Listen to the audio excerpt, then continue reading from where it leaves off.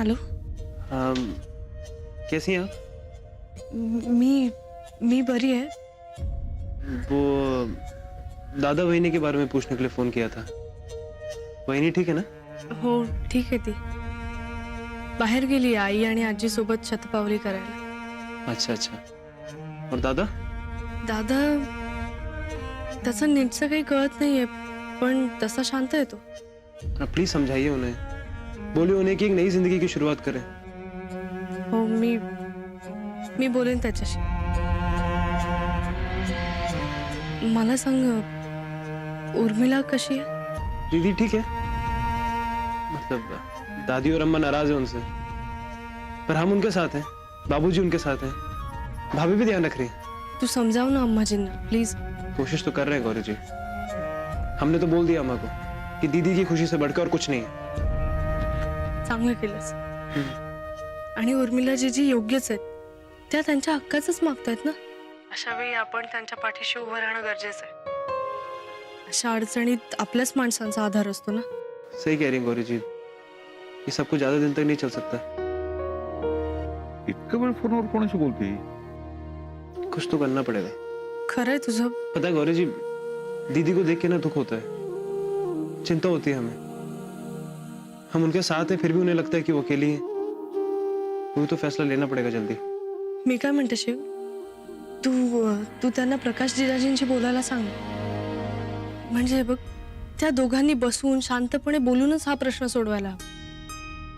काय आहे ना, उर्मिला जिजींच्या मनात नेमकं काय हे कोणाला समजलं नाही ना तरी प्रकाश जिजाजींना नक्की समजेल। म्हणजे असं मला वाटतंय आणि कदाचित यातूनच काहीतरी सोल्यूशन मिळेल। पर गौरी जी पता नहीं वो मिलने के लिए राजी होंगे भी कि नहीं। वो अपनी माँ से पूछे बिना कोई काम नहीं करते, सांस तक नहीं लेते। बोलावं तर लागेलच ना, गरजेचं आहे। हे बघ त्या दोघांनी मिळूनच हा प्रश्न सोडवावा लागेल आणि त्यांनाच मार्ग काढावा लागेल। सही कह रही हैं आप, हमें भी यही लगता है। ये पति पत्नी की आपस की बात है। हो आणि तसंही नवरा बायकोच्या भांडणात कोणी तिसरं आलं की वाद मिटण्याऐवजी वाढू शकतो। ते प्रेमाचं भांडण राहत नाही ना, त्यात अहंकार आड येतो। उगाच शब्दाला शब्द वाढतो आणि सगळंच संपतं।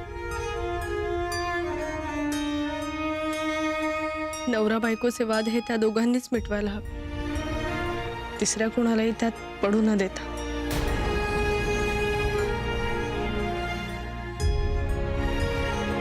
या दोघांमध्ये तिसरा मी तर नाही।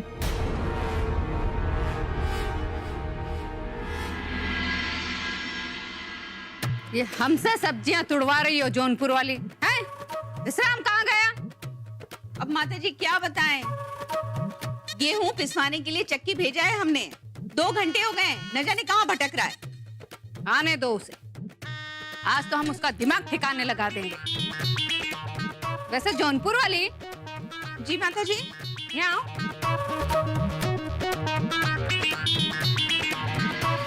जी माता जी, जौनपुर वाली वो, अरे हम का पूछ रहे थे? हाँ, ये मुन्ना आज दफ्तर काहे नहीं गए? माता जी अब मुन्ना के बारे में तो हमसे कुछ मत पूछिए। नहीं मतलब उसके मन में क्या चल रहा है ये तो वही जाने, हम कुछ नहीं बता पाएंगे। सही। चलिए ना, जाना है, अरे चलिए। उर्मिला,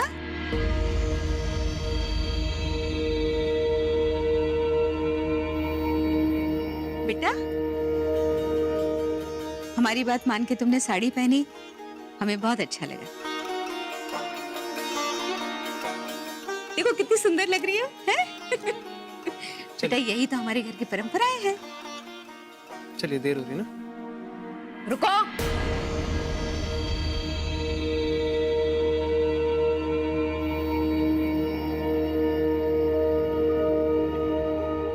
कहाँ जा रहे हो तुम दोनों?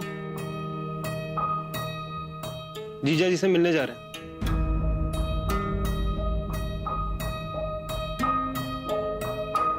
क्यों मुन्ना?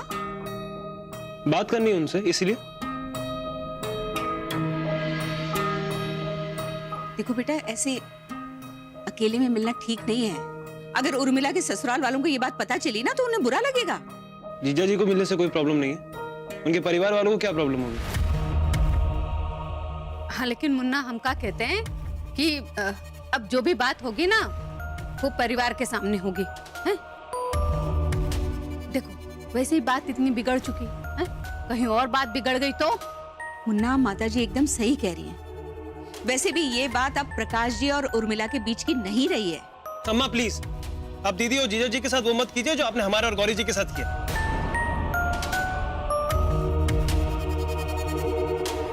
मुन्ना, हमने तुम्हारे और गौरी के साथ कुछ नहीं किया। जो कुछ भी किया है ना वो गौरी के बाबा ने किया है।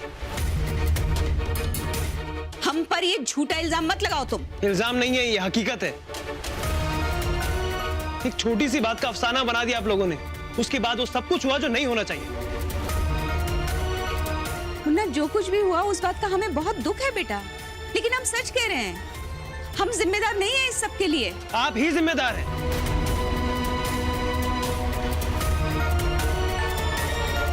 हमारे और गौरी जी के बीच में जो दूरियां है ना, उसके लिए आप सब जिम्मेदार हैं।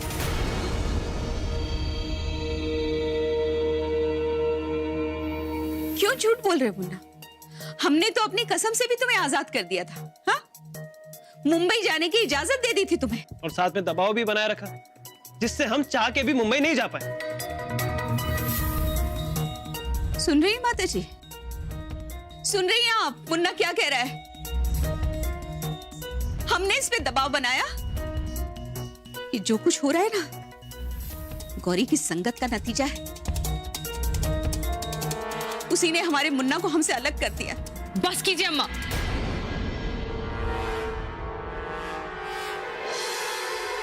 हर बात पर गौरी भाभी को दोष देना बंद कीजिए। अरे आज अगर वो नहीं होती तो हम गंगा में कूदकर जान दे देते। अब हमें जाने दीजिए, हमें अपने पति से मिलकर बात करनी है। और अम्मा, जहां तक बात है परिवार के सामने बात करने की ना, तो हमें अपने पति से बात करनी है, मम्मी जी के पप्पू से नहीं।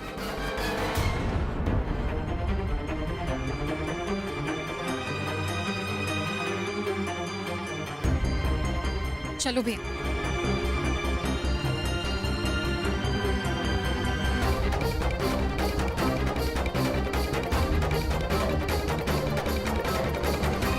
देखा माता जी, देखा आपने? इसे बर्बाद कर दिया है गौरी ने हमारे घर के संस्कारों को।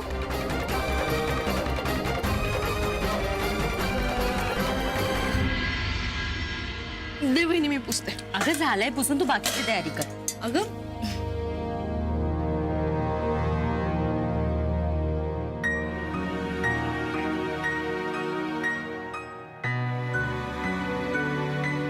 काय झालं बाबा? बाबा अहो काय झालं? नाही काही नाही. अहो मग तुम्ही असे अस्वस्थ काय फिरताय? काय झालं? कसला विचार करताय? नाही विचार नाही, पाय मोकळे करताय. तुम्ही दादाचा विचार करताय ना? तो काय निर्णय घेईल याचाच विचार चाललाय ना? नाही तसं काय नाही. बघू बाबा अहो तुम्ही नका ना काळजी करू. तुम्ही जे ठरवलंय ते पटेल त्याला, आणि मागचं सगळं विसरून तो पुढे जायला तयार होईल. तुम्ही नका टेन्शन घेऊ. बाबा तुम्ही टेन्शन नका घेऊ. नचीला जितका वेळ लागेल तेवढा द्यावाच लागेल ना आपल्याला. आणि माझ्या मनाची पूर्ण तयारी आहे. आणि बाबा तुम्ही ज्या विश्वासाने मला इथे घेऊन आलात ना, त्या विश्वासाला तडा जाईल अशी मी कधीच वागणार नाही. जे चाललंय ते स्वीकारेन. अगं सगळीकडे आनंदच आनंद आहे. मग जे काय चाललं ते चांगलंच आहे. आई सासूबाई काय खुश आहेत बघ. असा सुगंध येतोय स्वयंपाकघरातून. त्या वासानेच भूक लागली मला. मला पण तिथे असताना इतकी आठवण यायची ना घरच्या जेवणाची, घशाखाली घासच जायचा नाही. म्हणजे घरची पोळी आमटी भाजी, घरचा नाश्ता, शेवटी घरचं जेवण ते घरचंच ना. आपल्या माणसांची हातची चव बाहेर कुठे मिळणार. मी तर कितीतरी वेळा तिकडे सांगितलं सुद्धा, आमच्या घरी हा पदार्थ असा बनतो, पण मग घरच्यांबद्दल विचारतील म्हणून मीच विषय टाळला. वहिनी हे बघ, आता राहू दे त्या गोष्टी. आता इथेच ना तू मस्त खा पी आणि आनंदात राहा. तू जाऊन आराम कर, गौरी करेल सगळं. बाबा प्लीज करू दे ना काम. असंही किती दिवसांनी घरात काम करते. इथे असताना तर गौरी म्हणाल ना, कुठल्या गोष्टीचा विचार करू नको, जाऊन आराम कर जा. आपण खरंच वहिनी मी आवरते. तू पड जा, आराम कर. अगं मी जा अगं, मी आवरते.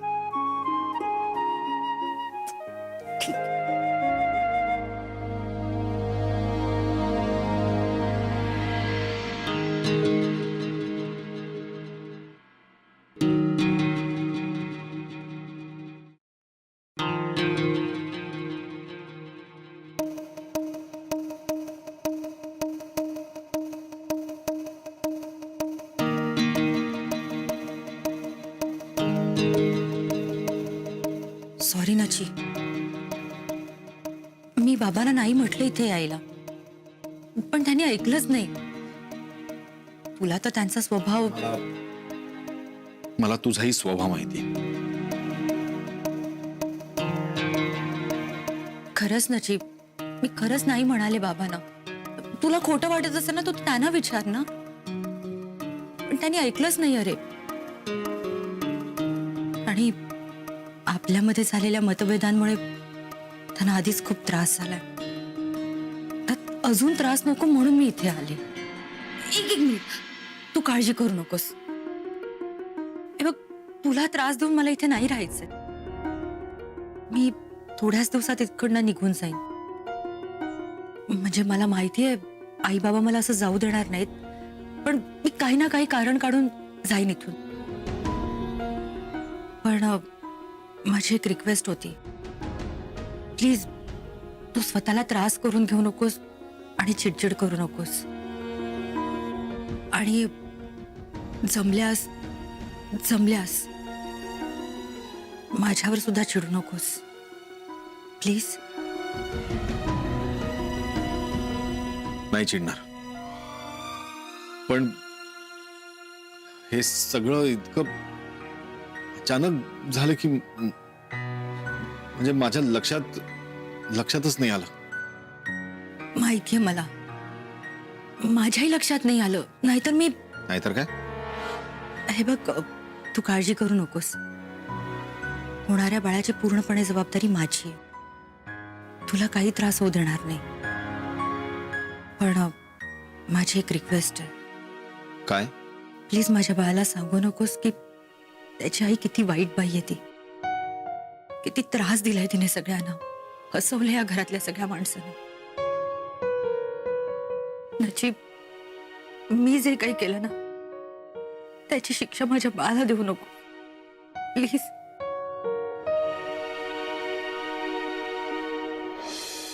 ते माझंही बाळ आहे निशा,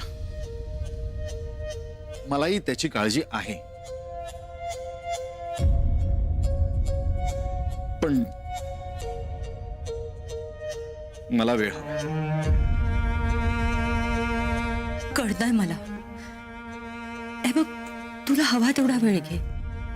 निर्णय घ्यायची घाई करू नकोस. हं? चल, जेवायला चल.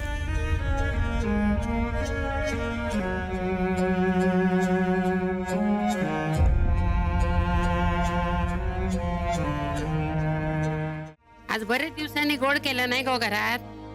निशा आली हे ऐकून ती मनावरचा ताण गेला भाऊ. दुसरा ताण आहेच. हा कुठला ताण?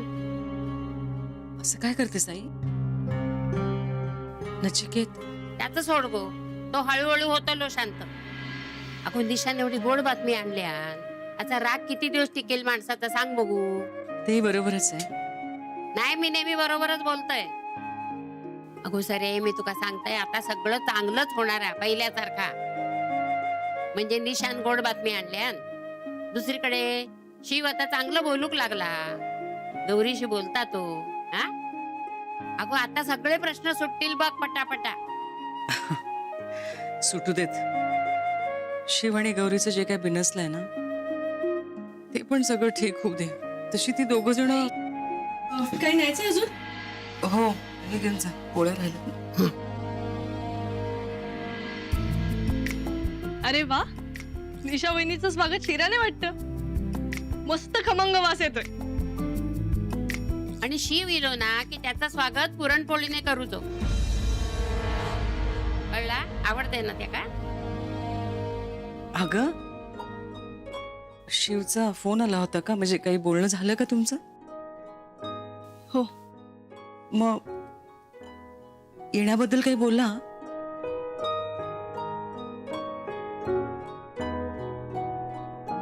नाही. अगो तू विचारलंच नाही का त्या का? अगं नाही आजी, म्हणजे उर्मिला जिजींबद्दल बोलत होता तो, त्यामुळे दुसरा काही विषय नाही निघाला. उर्मिला सगळं ठीक आहे ना? हो अगं त्या माहेरी आल्यात ना. अगो मग तू बोललीस का नाही तिच्याशी? हो बोलले ना, मी आले. उर्मिलाबद्दल काय? अगो होळी इली ना म्हणून इली असेल माहेरी ती.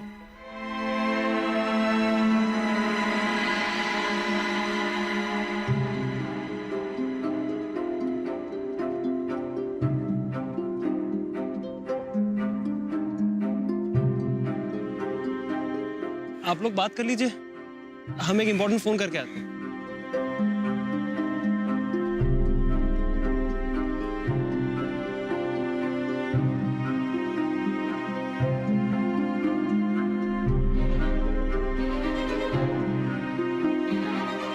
अब भाई को ही देखना है कि बात भी करनी है. और क्यों बुलाया हमें यहाँ पर? टाइम नहीं है हमारे पास. देखिए, हम आपसे कह रहे थे कि अगर आप एक बार हमारी बात... हम तुमको पहले ही कह चुके हैं, हमारे मामले में टांग मत अड़ाना. वैसे भी मैं तुम्हारी इस भाई और बाप की तरह नहीं हूँ जो औरतों की सलाह पे चलते. गौरी जी. हेलो गौरी जी. हॅलो शिव, सगळं ठीक आहे ना रे? हाँ अभी तो ठीक है, बातें कर रहे हैं दोनों. बरं झालं तू त्यांची भेट घडवून दिलीस. हाँ लेकिन बड़ी मुश्किल से माने जीजा जी, बहुत अकड़ दिखा रहे थे. पता नहीं दोनों क्या बात कर रहे होंगे. अरे चांगलंच बोलत असतील. आणि हे बघ, काही झालं ना तरी तू मध्ये पडू नकोस. तू मध्ये काही बोलू नकोस. हे बघ, उर्मिला जी समजूतदार आहेत त्यात त्यांना नक्की समजावून सांगतील. लेकिन गौरी जी. हे बघ, ऐक माझं. असं होऊ शकतं की लगेच जिजाजींना सगळं काही कळणार नाही, समजणार नाही, ते रागवतील. पण तू नाराज नको होस त्यांच्यावर, कारण नंतर ते शांतपणे बसून विचार करतील ना, तेव्हा त्यांना जिजींचं म्हणणं नक्की पटेल. मी तुला नंतर फोन करू. माझी जेवायला वाट बघतायत सगळे. हो. गो गौरे. हाँ बाय. आले, आप प्लीज हमारी बात समझने की कोशिश करें. अरे पागल हो गई हो तुम? दिमाग खराब हो गया तुम्हारा? ऐसा लगता है कि कभी कल ना गोबर खाने गई है. जीजा जी क्या हुआ? क्यों? अरे समझाओ अपनी बहन को, दिमाग खराब हो गया उसका. कब से एक ही रट लगा के रखी है, ऊपर की कमाई नहीं चाहिए, ऊपर की कमाई नहीं चाहिए. अरे कैसे ऊपर की कमाई नहीं चाहिए? अरे इतने लाखों रुपए भर के हम मुकदमा जीतने की कोशिश कर रहे हैं, अगर ऊपर की कमाई नहीं चाहिए तो नुकसान भरपाई कहां से होगी? हाँ हाँ आप शांत हो जाइए, हम बात करते हैं ना दीदी से. अरे क्या खाक बात करोगे? वो तो सूखी रोटी खाने की जिद लगा के रखी है. हाँ, आपकी मेहनत की कमाई से हम सूखी रोटी खा लें, पर ऊपर की कमाई को हाथ नहीं लगाएंगे. मेहनत की कमाई से कोई तरक्की नहीं होती, तरक्की होती ऊपर की कमाई से. अरे समझाओ अपनी बहन को. ऐसी बात नहीं है जीजा जी. अब हमारे घर पे देखिए ना, बाबूजी ने कितनी मेहनत और ईमानदारी से बिजनेस को इतना बड़ा किया है. मेहनत और ईमानदारी से कोई धंधा नहीं होता शिव. अपने घर की बात ले लो, वो गरीब कारीगर जो साड़ी बनाता है वो आज भी उसी झोपड़े में पड़ा हुआ है, और तुम्हारे बाबूजी वही साड़ी बेचकर मंजिल पे मंजिल चढ़ाए जा रहे हैं अपने घर की. शिव, इस भ्रम में मत रहना कि तुम्हारे बाबूजी ईमानदारी और मेहनत से पैसे कमाते हैं. अरे हेरा फेरी करके पैसे कमाते हैं वो, हेरा फेरी. इसे हेरा फेरी नहीं, बिजनेस करना कहते हैं. बाबूजी इतनी मेहनत से पैसे कमाते हैं और उसके बाद लाखों रुपए मशीनें खरीदने में लगा देते हैं. तब कारीगरों को काम मिलता है. उसके बाद जो मुनाफा होता है उसका हिस्सा कारीगरों में भी बढ़ता है. वाह, क्या वकालत की अपने बाबूजी की. हाँ? लेकिन हम भी बेवकूफ नहीं है, सारी खबर रखते हैं हम. तुम्हारे बाबूजी कोई बिजनेस नहीं करते. कुछ भी बोले जा रही है. हाथ कैसे लगाया तुमने मुझे? तुम्हारी इतनी हिम्मत? देख लेंगे हम तुमको और तुम्हारी इस ईमानदार बहन को. छोड़ेंगे नहीं हम तुमको. पछताओगे तुम लोग, पछताओगे. अरे कैसे इंसान है ये, बात समझने को तैयार नहीं है. बाबूजी ने क्या सोच के शादी करा दी इनसे आपकी? काश बाबूजी ने भी गौरी जी के बाबा की तरह सोचा होता आपकी शादी कराते वक्त। नहीं नहीं, आप रोइए मत।